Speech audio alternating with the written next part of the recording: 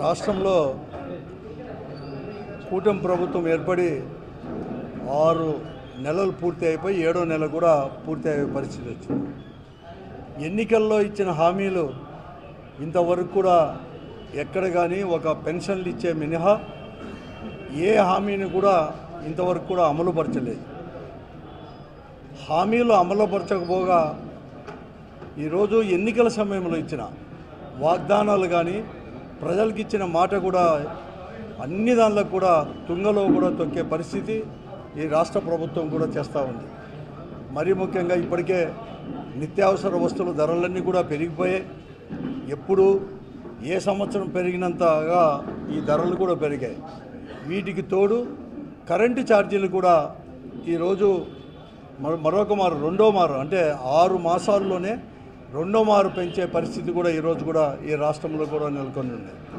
ఎన్నికల సమయంలో కానీ ఎన్నికల కంటే ముందు కూడా వైఎస్ఆర్ కాంగ్రెస్ పార్టీ ప్రభుత్వం అధికారంలోకి వచ్చిన తర్వాత 5 సంవత్సరాల్లో 7 మార్లు పెంచింది కరెంటు ఛార్జీలు అని చెప్పేసి.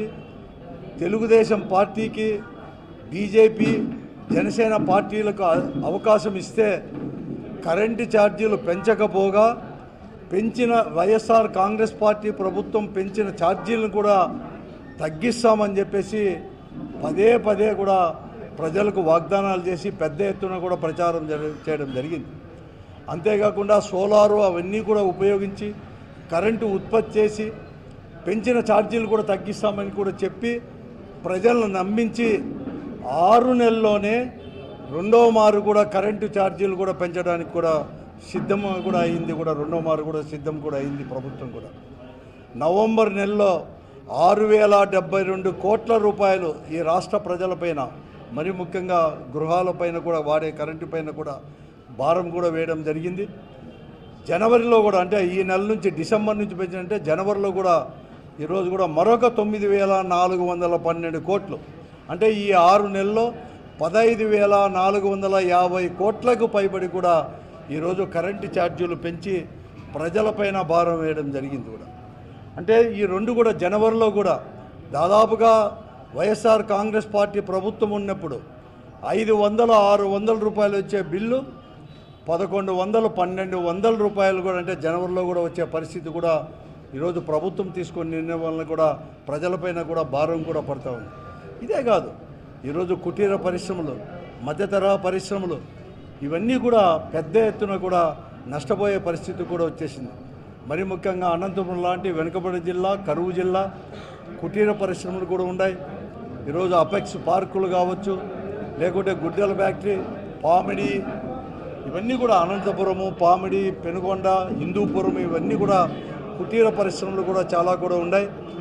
వాటి ఛార్జీలు ఈ ఛార్జీల పెంపు వలన కూడా ఈరోజు పెద్ద ఎత్తున అవన్నీ కూడా మూతపడే పరిస్థితి కూడా ఈరోజు కూడా వచ్చేసింది. ఇప్పటికే బండల ఫ్యాక్టరీలు ఇవన్నీ తాడిపిత్రి ఇక్కడంతా కూడా బండల ఫ్యాక్టరీలు కటింగ్ ఇండస్ట్రీస్ ఇవన్నీ కూడా కరెంటు ఛార్జీలు పెరిగితే దీన్ని అన్నీ కూడా మెయింటైన్ చేసే కూడా చాలా కష్టం కూడా వస్తుంది. ఇదే కాకుండా ఇండస్ట్రీస్ కూడా అంటే 10 HP 15 HP మోటార్లు వాడే ఈ ఇండస్ట్రీస్లో కూడా మినిమం ఛార్జెస్ కూడా అంటే 10 HP పైన 1,200 రూపాయలు మినిమం ఛార్జెస్, అలాగే 15 HP పైన 1,800 అనేది కూడా అంటే 1,800 రూపాయలు కూడా మినిమం ఛార్జెస్ ఉండేది 2 ఇంతలు చేయడం జరిగింది. అంటే అన్నీ కూడా 5,000 రూపాయల పైన కూడా 5,000 నుంచి 7,000 రూపాయలు మినిమం ఛార్జెస్ అంటే వాడకపోయినా కూడా కరెంటు కనెక్షన్ ఉంటే కుటీర పరిశ్రమలకు ఇవన్నీ కూడా 5,000 7,000 రూపాయలు కూడా కట్టే పరిస్థితి కూడా ఇవన్నీ కూడా వచ్చేసింది.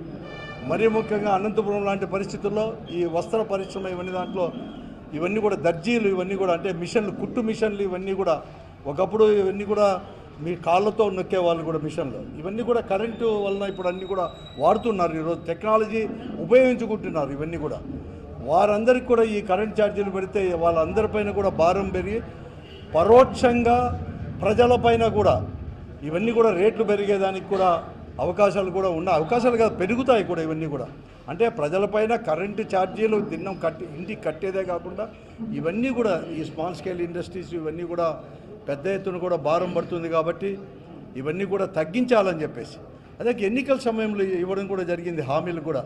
నేను ఏ పరిస్థితుల్లో కరెంటు ఛార్జీలు పెంచను, తగ్గిస్తాను ఉత్పత్తి కూడా చేసి అని చెప్పిన వారు ఈరోజు ఇంత పెద్ద ఎత్తున 15,450 కోట్ల రూపాయలు ప్రజలపైన కూడా భారం వేయడం కూడా చాలా కూడా అన్యాయం, దుర్మార్గము. కాబట్టి వెంటనే తగ్గించాలని చెప్పేసి ఇప్పటికే మేము వైఎస్ఆర్ కాంగ్రెస్ పార్టీ వారు కూడా ప్రజలతో కలిసి ఈ నెల 13వ తేదీ రైతాంగ సమస్యలపైన చేసినప్పుడు నిర్లక్ష్యం వహిస్తున్న రైతాంగ సమస్యపై నిర్లక్ష్యం వహిస్తున్నది కూటమి ప్రభుత్వం. మేము కదిలినాక పోరాట బాట పట్టిన తర్వాతనే అంతో ఇంతో కూడా ప్రభుత్వంలో కూడా చలనం అనేది కూడా వచ్చింది.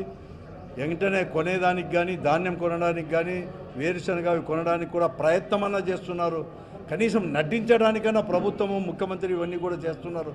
కాబట్టి వెంటనే తగ్గించాలని చెప్పేసి వైఎస్ఆర్ కాంగ్రెస్ పార్టీ పిలుపు మేరకు ఈ నెల అంటే శుక్రవారం 27వ తేదీ శుక్రవారం ప్రతి ఒక్క అసెంబ్లీ నియోజకవర్గాలు అంటే ఈ రాష్ట్రంలో 175 అసెంబ్లీ నియోజకవర్గంలో అలాగే ఈ జిల్లాలో 7 అసెంబ్లీ నియోజకవర్గాల్లో అంటే ఉమ్మడి అనంతపురం జిల్లాలో 14 అసెంబ్లీ నియోజకవర్గ కేంద్రాల్లో కూడా అందరూ కూడా విద్యుత్ కార్యాలయం దగ్గర పోయి వెంటనే పెంచబోతున్న ఛార్జీలు యొక్క నిర్ణయాన్ని కూడా ఉపసంహరించుకోవాలని చెప్పేసి ప్రజలకు ఉపశమనం కల్పించాలని చెప్పేసి కూడా ఒక వినతి పత్రం అంటే ర్యాలీ ద్వారా ప్రతి ఒక్కరు కూడా ర్యాలీ ద్వారా పోయి ప్రజలతో కలిసి వైఎస్ఆర్ కాంగ్రెస్ పార్టీ నాయకులు కావచ్చు, కార్యకర్తలు, అలాగే వైఎస్ఆర్ కాంగ్రెస్ పార్టీకి చెందిన ప్రజాప్రతినిధులు ప్రజలతో కలిసి వినతి పత్రం ఈ ప్రభుత్వానికి ఇక్కడ ఉండే డిఈ కానీ, ఈఈ కానీ, ఎస్సీ ద్వారా కూడా ఇవ్వడానికి కూడా నిర్ణయం తీసుకుంది. కాబట్టి నేను అందరినీ కూడా కోరుతున్నాను, వైఎస్ఆర్ కాంగ్రెస్ పార్టీ నాయకులు, కార్యకర్తలు, అలాగే శ్రేణులు పెద్ద ఎత్తున కూడా ర్యాలీ ద్వారా కూడా పోయి వినతి పత్రం వైఎస్ఆర్ కాంగ్రెస్ పార్టీ తరఫున ఇవ్వాలని చెప్పేసి ప్రజలను కూడా అందరూ కూడా ప్రజలు కూడా ఇది వైఎస్ఆర్ కాంగ్రెస్ పార్టీకి సంబంధించిందో లేకపోతే ఎన్నికలకు సంబంధించింది కాదు, మీకు సంబంధించింది. మీకోసం ఈరోజు వైఎస్ఆర్ కాంగ్రెస్ పార్టీ జగన్మోహన్ రెడ్డి గారి నాయకత్వంలో ఈ నిర్ణయం తీసుకుంది. కాబట్టి ప్రతి ఒక్కరు కూడా ప్రజలందరూ కూడా ఈ ర్యాలీలో కూడా పాల్గొని భాగస్వాములు కావాలని చెప్పేసి వైఎస్ఆర్ కాంగ్రెస్ పార్టీ తరఫున నేను కోరుతా ఉన్నాను. అలాగే అసెంబ్లీ నియోజకవర్గంలో ఉండే అందరూ సమన్వయకర్తలు అందరినీ కూడా ఈ అనంతపురం జిల్లాలో సమన్వయకర్తలు అందరూ కూడా 27వ తేదీ ఈ కార్యక్రమం చేయాలని చెప్పేసి కూడా కోరుకుంటూ, మరీ ముఖ్యంగా అనంతపురానికి నియోజకవర్గానికి సంబంధించినంత వరకు ఆ రోజు శుక్రవారం అంటే 27వ తేదీ అనంతపురం పాత ఊరు రాణీనగర్ దగ్గర ఉండే బ్రహ్మం గారి గుడి దగ్గర నుంచి పవర్ హౌస్ వరకు కూడా ర్యాలీ ద్వారా పోతాం. కాబట్టి అందరూ అనంతపురం బ్రహ్మంగారి గుడి దగ్గరికి 10 గంటలకల్లా రావాలని చెప్పేసి ప్రజలు పెద్ద ఎత్తున పాల్గొనాలని చెప్పేసి, అలాగే వైఎస్ఆర్ కాంగ్రెస్ పార్టీ యొక్క శ్రేణులు, కార్యకర్తలు, నాయకులు అందరూ పెద్ద ఎత్తున పాల్గొని ప్రజల తరపున కూడా పోరాటంలో భాగస్వామ్యం కావాలని చెప్పేసి, అప్పటికి కూడా తగ్గించకపోతే ఇంకా పెద్ద ఎత్తున కూడా పోరాటాలు చేయడానికి కూడా వైఎస్ఆర్ కాంగ్రెస్ పార్టీ కూడా సిద్ధంగా ఉందని చెప్పేసి కూడా తెలియజేస్తుంది.